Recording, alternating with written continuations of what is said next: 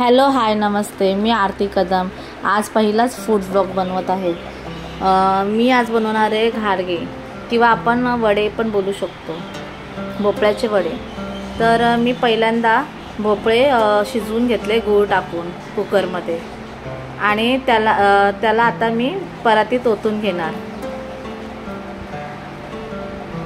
भोपळा शिजण्यासाठी मी 3 शिट्या काढलेल्या आहे, आणि त्याला आता मॅश करून घ्यायचं आहे भोपळ्याला।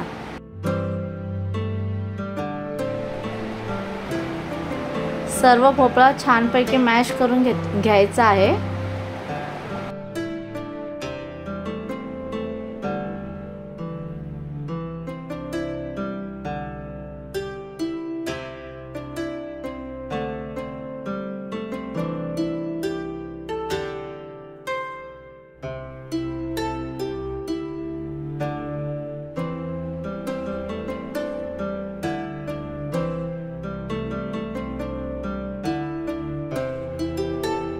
सर्व भोपळा मॅश करून घेतलाय व त्यातमध्ये 1 चम्मच हळद टाकले, 1 चम्मच मीठ टाकलाय, 2 चम्मच तीळ टाकले, 1 चम्मच चण्याचं पीठ, 2 चम्मच तांदळाचं पीठ, 2 चम्मच नाचणीचं पीठ आणि 2 चम्मच गव्हाचं पीठ, 1 चम्मच वेलची टाकले आणि थोडंसं जायफळ खिसून टाकायचं, त्याने स्वाद छान येतो। त्याला चांगलं मळून घ्यायचं।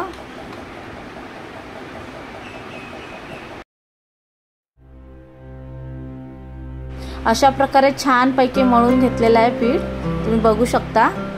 आता तेल ठेवलेलं आहे कढईमध्ये, आणि छोटे छोटे गोळे करून त्याचे थापून घ्यायचे ते गोळे।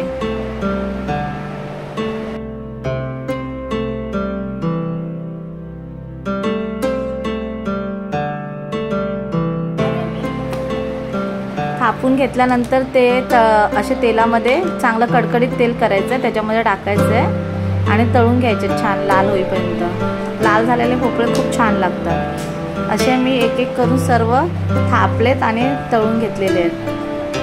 तुम्ही पाहू शकता कलर किती छान आलेला आहे आणि टम्म फुगलेले आहेत। आमच्या घरात असेच आवडतात। अशा प्रकारे बहुतेक वडे करून घेतले, आणि आज आम्ही ते श्रीखंडाबरोबर खाणार आहे। ते तुम्ही तांदळाच्या खिरीबरोबर पण खाऊ शकता किंवा आम्रखंडाबरोबर खाऊ शकता, खूप छान लागते। आणि मी देवाला पण दाखवलं आहे, बघा तुम्ही बघू शकता। आणि तुम्हाला आवडलं असेल तर प्लीज लाईक करा, शेअर करा, सबस्क्राईब करा।